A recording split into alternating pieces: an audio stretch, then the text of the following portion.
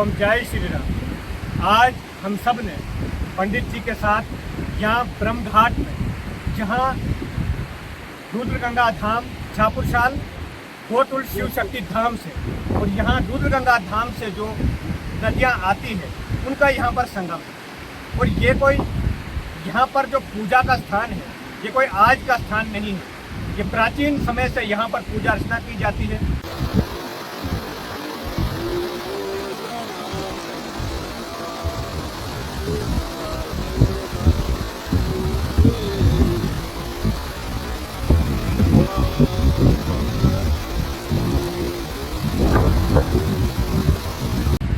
यहाँ पर जो पूजा का स्थान है, ये कोई आज का स्थान नहीं है, ये प्राचीन समय से यहाँ पर पूजा अर्चना की जाती है।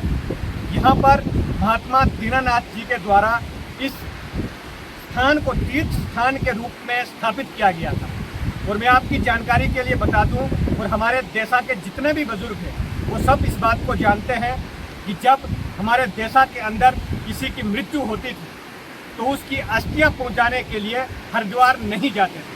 उस समय लोग इसी घाट पर आते थे और यहीं पर अस्थियों का विसर्जन करते थे। इस प्राचीन स्थान और इस शक्तिशाली स्थान का इतना महत्व है कि यहाँ पर हरिद्वार के बराबर यहाँ की मान्यता दी जाती है। उसके पश्चात जब रोड की सुविधा हुई, जब गाड़ियों की सुविधा हुई, लोगों को पैसों की सुविधा हुई, तो हम सब लोग अस्थियों को पहुँचाने के लिए और हरिद्वार पर गंगा के दर्शनों के लिए जाने लगे। परंतु इस स्थान के महत्व को, इस स्थान की शक्ति को हम भूल गए। और मैं देशा के सभी लोगों से निवेदन करता हूं कि हम सबको इस स्थान की वास्तविकता को समझना पड़ेगा। इस स्थान को टूरिस्ट हब के रूप में बनाने के लिए हम सबका योगदान होना चाहिए, क्योंकि ये एक ऐसी धरोहर है जो महात्मा दीनानाथ जी के पुरुषार्थ से हमें मिली है, उनकी तपस्या से, उनकी खोज है। उन्होंने एक ऐसी खोज करके हमें दिया कि जहाँ हरिद्वार के जो फल हमें मिलते हैं वो फल हमें यहाँ पर मिल जाते हैं। ब्रह्म घाट के स्थान पर आज इसी उद्देश्य से कि यहाँ की जो शक्ति है, यहाँ का जो ज्ञान है, यहाँ की जो वास्तविकता है, वो आज की पीढ़ी जो है वो भूल चुकी है। हमें इसी उद्देश्य से यहाँ पर आज पूजा अर्चना भी की।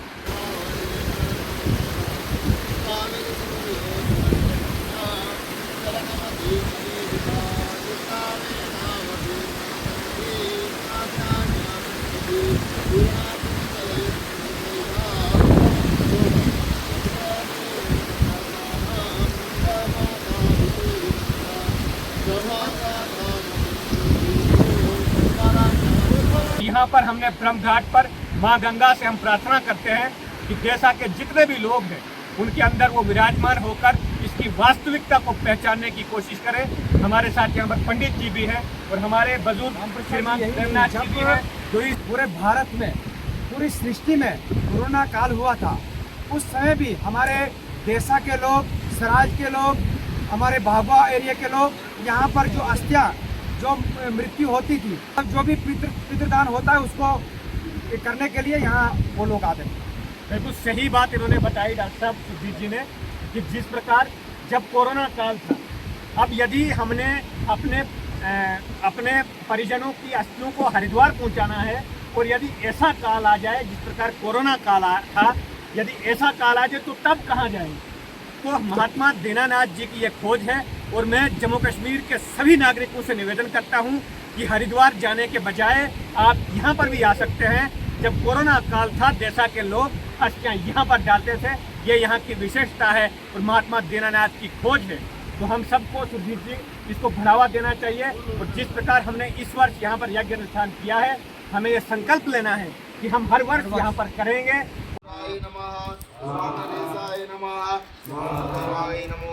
सर्ववेदाय नमः, केशवाय नमः, लक्ष्माय नमः, नीलकंठाय नमः, उभाय नमः, विश्वाय नमः, सुरेशाय नमः, सर्वदेवाय नमः, सर्वजाय नमः, बालाय नमः, गणकंठाय नमः, गणपत्याय नमः। ओम देवो च सर्वाधिदात्मनाय स्वाहा, ओम शीतसाय स्वाहा, मानसाय है और महात्मा दीनानाथ की खोज है।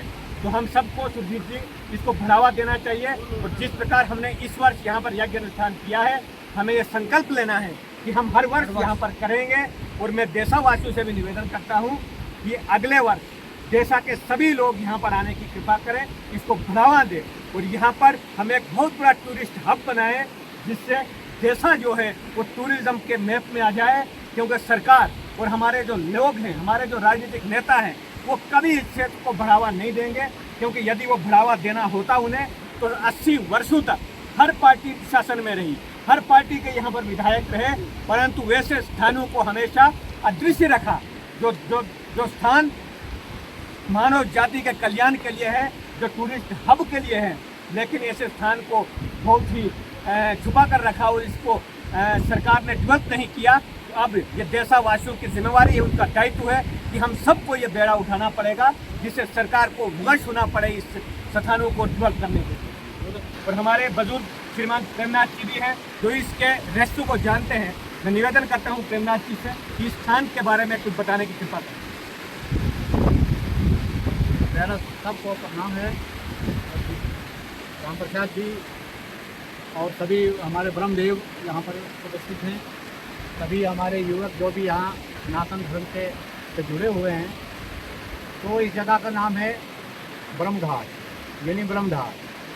प्राचीन के हमारे बुजुर्ग लोग यही बताते थे कि जब द्वापर में पांडवों को जब वनवास हुआ था उस टाइम कुछ समय यहाँ पे भी बिताए थे। इसका प्रमाण क्या है कि इसके ऊपर एक जगह भीम गोडा नाम पड़ता है, जहाँ पर भीम सिंह ने अपना क्या कहते हैं कि गोडा वहाँ पर दबाया था।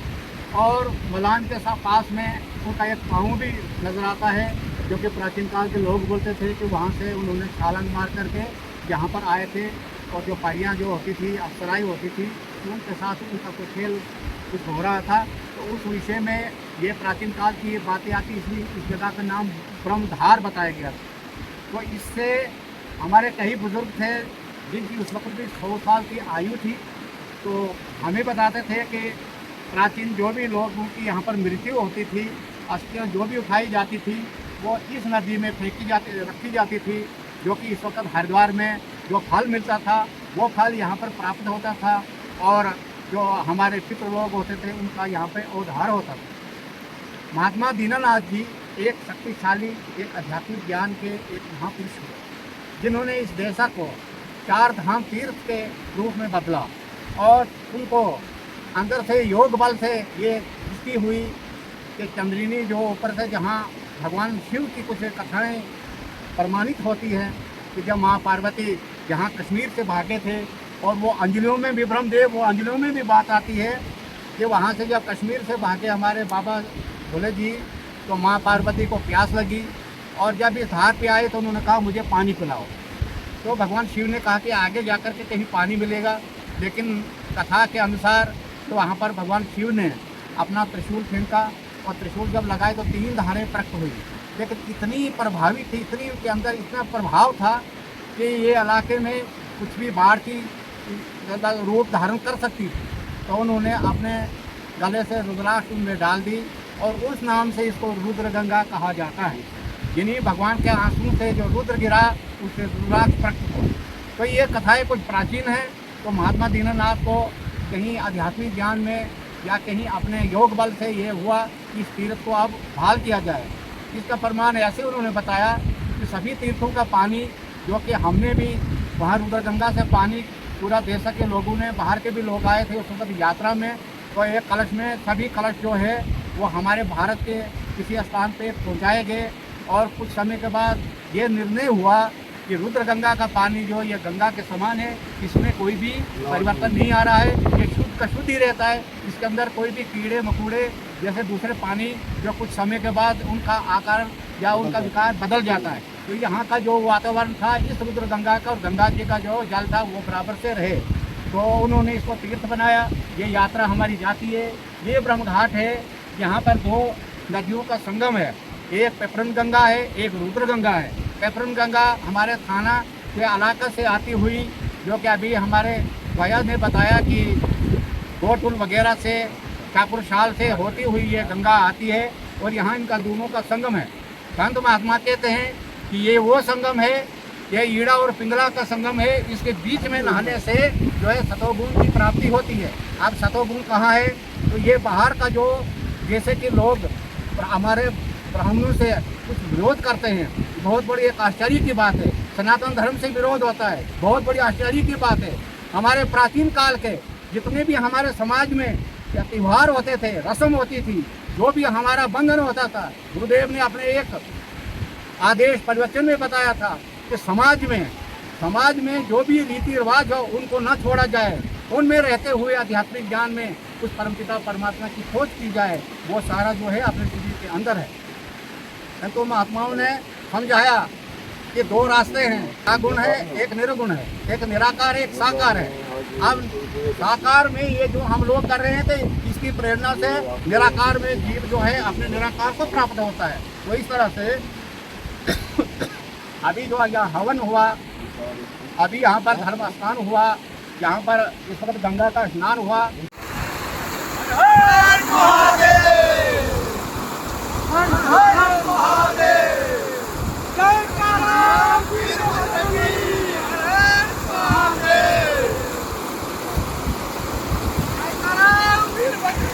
हर हर महादेव।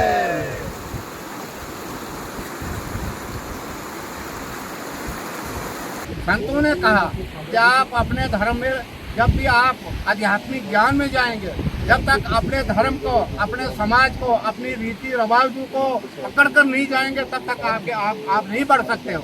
समाज में प्रेम चाहिए, नफरत नहीं चाहिए।